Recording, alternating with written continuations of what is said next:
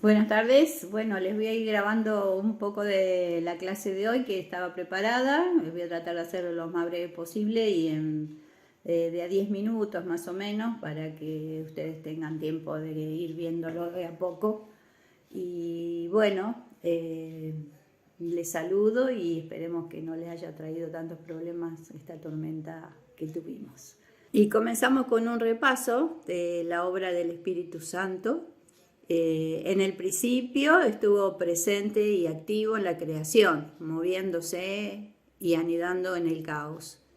En el Antiguo Testamento vimos que es el origen de poderes sobrenaturales, dador de habilidades especiales, fuente de fuerza y poder, inspiración de la profecía, mediador del mensaje divino. Y también el Espíritu Santo estaba promoviendo la limpieza del corazón para una vida de santidad. Luego, como repaso también, vimos algo en el Nuevo Testamento respecto a los sinópticos, al libro de Juan. Y el Espíritu Santo en el Nuevo Testamento es aquel que da testimonio de que el Cristo resucitado mora en los creyentes. Es lo que yo les decía, que es el Espíritu Santo, la persona de Dios que nos habita. El Espíritu Santo obra en la salvación, nos convence de pecado, mora en la vida del creyente, enseña la verdad espiritual, glorifica a Cristo, derrama su poder al proclamar el Evangelio y llena a los creyentes. Y allí tenemos textos del Evangelio de Juan y algunos del libro de Hechos. El propósito del libro de Hechos. Los Hechos, que es el tema que nos toca hoy, es una prolongación del relato de la vida de Cristo en los Evangelios y registra la expansión del cristianismo desde Jerusalén a Roma. Hechos 1:8 es la clave del libro. Predice el derramamiento del Espíritu Santo y su poderoso testimonio. Recuerdan, recibiréis poder cuando haya venido sobre ustedes el Espíritu Santo y me serán testigos en Jerusalén, en Samaria, en Judea y hasta lo último de la tierra. Hechos entonces es una continuidad del Evangelio de Lucas. En el Evangelio, Lucas habla de lo que Jesús hizo y enseñó. Y en Hechos, el mismo evangelista, Lucas, habla de lo que el Señor resucitado continúa haciendo y enseñando a través del Espíritu Santo. En el Nuevo Testamento, siguiendo con el libro de Hechos, el Cristo revelado estaba también registrado en este relato de Lucas, del evangelista Lucas. ¿Qué pasó en el libro de Hechos? El registro de los apóstoles. Los apóstoles declaran que Jesús en su resurrección ha sido exaltado a una posición de dominio único y universal. Y desde ese lugar de supremo honor y poder ejecutivo, Jesús ha derramado el Espíritu Santo prometido. El Espíritu Santo da testimonio de Cristo y llena de poder a los creyentes. Y todos aquellos que crean en Jesús recibirán perdón de pecados y recibirán el don del Espíritu Santo. En Hechos también tenemos la obra del Espíritu Santo, o sea, el Espíritu Santo en acción. Lo más impresionante es el poder del Espíritu Santo a través de esa incipiente iglesia que surge luego de la promesa del Pentecostés. El libro ha sido llamado el libro de Hechos, el libro de los hechos del Espíritu Santo. Y en combinación con los evangelios que estuvimos viendo la clase pasada, el ministerio público de Jesús, como el de la iglesia, comienzan con un encuentro transformador con el Espíritu Santo. Fíjense lo importante que es la obra del Espíritu Santo. Jesús es el prototipo de la vida llena del poder del Espíritu. Y Hechos es la historia de los discípulos recibiendo lo que Jesús recibió para hacer lo que Jesús hizo. ¿Cómo estamos nosotros en cuanto a esto, no? Realmente somos discípulos de ese Jesús que tiene vida y poder, y estamos recibiendo de parte del Espíritu todo ese don para hacer lo que Jesús hizo. Le dejo las preguntas. Hechos, eventos del Espíritu Santo, en la página 77. 3 experiencias de cumplimiento de la promesa del Padre. A esto lo relata el autor Pablo Deiros en su libro.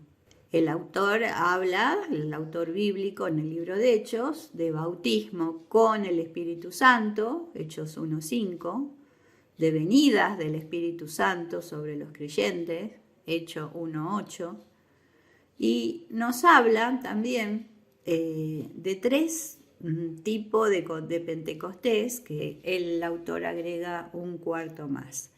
El Pentecostés judío, el Pentecostés samaritano, el Pentecostés gentil, y agrega el autor el Pentecostés universal, y como un último tema, el Espíritu Santo actúa en la misión. En cuanto a estos eventos del Espíritu Santo, podemos empezar con el primer punto, el Pentecostés judío, de Hechos 2, 1 al 41.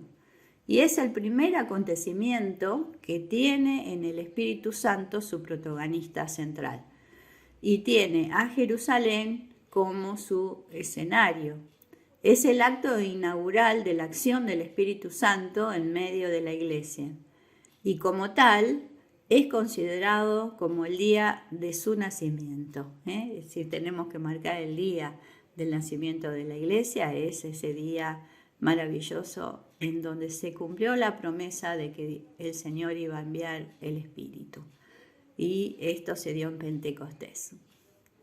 Hay 7 cuestiones de Pentecostés, ustedes las van a tener en el libro para leer, y está relacionado a este Pentecostés judío, el significado de este Pentecostés, el tiempo especial en que vino, la importancia que tiene, qué manifestaciones hubo, qué efectos trajo en la gente que estaba allí reunida, con personas de distintas nacionalidades, con distintas lenguas.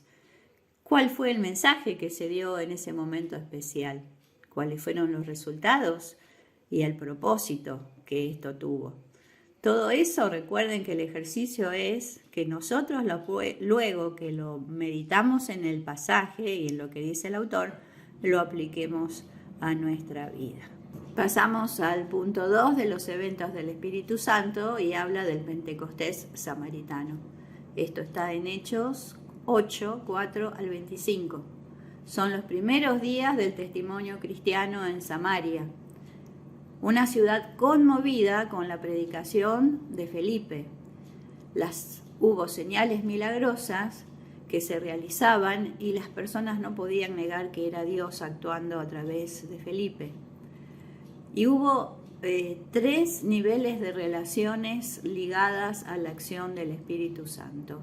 Por ese obrar tan tremendo del Espíritu Santo, hubo una situación dada entre Simón y Felipe, y cómo la gente se asombra que el espíritu que tenía Felipe era un espíritu superior al de las actividades ocultistas que realizaba Simón el mago. La segunda relación es los apóstoles y la iglesia samaritana. Cuando los samaritanos creen, se asombran los discípulos de Jerusalén de que se haya producido estos milagros, y que aún los samaritanos que creían se convertían al Evangelio y mandan una delegación, y allí son los primeros sorprendidos de la maravilla del amor de Dios, que abarca también a los gentiles. Y es allí donde los discípulos oran por las personas y son llenos del Espíritu Santo. Y la tercera relación es la de Simón, Continúa este personaje allí medio siniestro, pero que quería tener esos dones especiales.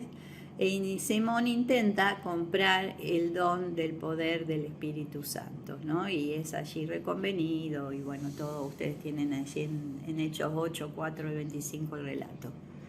Pero qué es importante de esta parte es que el derramamiento del Espíritu Santo sobre los samaritanos resultó en una gran expansión del testimonio del Evangelio, ¿no? Y comienza a cumplirse la palabra de que la iglesia iba a comenzar a ser testigos de Cristo desde Jerusalén, ahora en Samaria y luego hasta lo último de la tierra. Y el tercer punto, eventos del Espíritu Santo, es el Pentecostés gentil. Hechos 10, 44 al 46, y allí nos menciona una experiencia colectiva de llenura del Espíritu Santo. ¿Dónde es esto? En Cesarea, y los protagonistas son Cornelio y el apóstol Pedro. Hay tres cosas llamativas. Primero, el propósito que tenía esto tan especial, tan particular que sucedió, que era enseñar a la iglesia que Dios acepta a todos los seres humanos sin excepción. ¿Se acuerdan la visión? Pedro mata, come, no, Señor, eso es inmundo, pero el Señor le hace ver a Pedro que todos tienen ese privilegio de llegar a ser hijos de Dios. La segunda es la evidencia. Los creyentes hablaron en lenguas y alabaron a Dios. Vemos aquí que Dios quería que los gentiles, que esos extranjeros que conocían, que iban conociendo el amor de Dios, fuesen parte de su pueblo. Y tercero, en este Pentecostés, fue la sorpresa, porque eran experiencias no buscadas, no esperadas, no demandadas, pero sin embargo el Espíritu Santo actuaba con su poder y los nuevos convertidos fueron bautizados. Qué tremenda esta obra del Espíritu Santo en este Pentecostés tan especial. Y el autor agrega un cuarto evento, que es el Espíritu Santo en el Pentecostés universal, y esto está en Hechos 19, 1 al 10. Y nuevamente hay una experiencia colectiva de llenura del Espíritu Santo con resultados realmente sorprendentes. Y esto se encuentra en Éfeso. Apolos es el personaje en donde él predicaba el Evangelio, la gente se convertía, pero él tenía una ausencia de una conciencia plena de la presencia activa del Espíritu Santo. Y tenía una falta de conocimiento de que el poder del Espíritu Santo estaba accesible a todos los que creen. Entonces allí se le explica a Apolos esta nueva dispensación, esta nueva administración de las cosas de Dios. Y la singularidad de este evento es que si bien en los otros había, en el momento que pasaban las cuestiones de la llenura del Espíritu Santo, había discípulos presentes o apóstoles, en este relato no había un discípulo o apóstol directo de Jesús, sino que fue el apóstol Pablo, el apóstol que surge como apóstol de los gentiles, el que inicia la obra del Espíritu en estas nuevas tierras con nuevas razas que empiezan a conocer el Evangelio. Ya no quedaba solo en el pueblo judío, sino que la iglesia se iba expandiendo desde Jerusalén hasta lo último de la tierra con este ministerio tan tremendo del apóstol Pablo. Y en los eventos del Espíritu Santo, Pablo Deiros también habla de la necesidad de experimentar un nuevo Pentecostés, y esto lo basa en Hechos 19:14, en donde Pablo, el apóstol Pablo, corrige a los nuevos creyentes de Éfeso y les enseña cómo moverse de un evangelio de arrepentimiento a un evangelio de poder. Y esto apunta también a una nueva dispensación en el Espíritu que significa la transformación total de la vida. Y esto es un llamado para nosotros también, ¿no? Si tenemos ese Espíritu de Dios transformador, vital, Él también nos convoca a transformar todas nuestras vidas conforme a la imagen de Jesús. Vivir lo que Cristo vivió, ¿no? Sentir lo que Cristo sintió. Esa es la obra del Espíritu Santo, al igual que en este Pentecostés, que lo hemos visto desarrollado de distintas formas, de distintas maneras. Y los resultados de este nuevo Pentecostés, en Hechos 19, 8 al 12, tenemos la expansión e impacto poderoso del Evangelio. Hubo milagros, el nombre del Señor Jesús era glorificado, había confesión de prácticas malvadas, la gente se arrepentía, la palabra del Señor crecía y se difundía con poder arrollador. Y Hechos 19:20, esta clave de ese poder tremendo del Espíritu Santo en la tarea misionera de la Iglesia. Todo esto, ¿qué prueba? Prueba el nuevo poder y autoridad con que los efesios sirvieron al Señor llenos del Espíritu Santo. Y es el mismo llamado y el mismo compromiso que tenemos nosotros hoy como su iglesia, la iglesia de Cristo aquí en la tierra. Y el último punto, y con esto ya cerramos, está relacionado al Espíritu Santo en la expansión misionera. Guía a los creyentes en el cumplimiento de la misión, y allí tenemos varios ejemplos, ustedes los pueden leer, como Felipe y el etíope, Pedro y Cornelio, Pablo y Bernabé enviados como misioneros.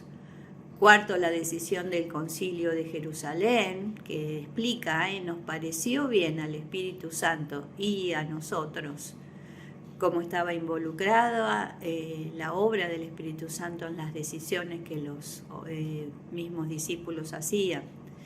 El Espíritu Santo le impidió a Pablo y a sus compañeros predicar la palabra en la provincia de Asia, y más tarde no le permitió pasar a Bitinia. Y sexto, el Espíritu Santo obligó a Pablo a ir a Jerusalén. ¿Estamos nosotros sintiendo esa guía del Espíritu, sea por sí o por no, esa fuerza, ese envío? Bueno, es algo que tenemos que aprender también de esto. Y los métodos de su guía, de la guía del Espíritu Santo en la misión, es tener una impresión directa del Espíritu de que Él quiere algo que yo haga, que yo me meta en su misión, en la tarea que Él quiere que yo haga. Segundo, Él va a confirmarlo también a través del diálogo entre otros creyentes que sean maduros en la fe, ¿no? Nos pareció bien al Espíritu Santo y a nosotros esto, y decidir y tomar decisiones de misión conforme a lo que el Espíritu guía. Y también por medio de una visión, como había en los distintos relatos, se manifestaba una presencia angelical o una persona que decía: pasa a Macedonia y ayúdanos, que eran figuras espirituales, o revelación. Todas estas cosas tenemos que nosotros estar abiertos a que el Espíritu Santo nos hable, nos guíe, y cómo no terminar hablando de esa importancia que tiene la oración en lo que es la misión, ¿no? El Espíritu Santo, cuando nosotros oramos, Él nos guía. Y bueno, esta es la clase un poco resumida. Espero que haya sido de mucha bendición para ustedes.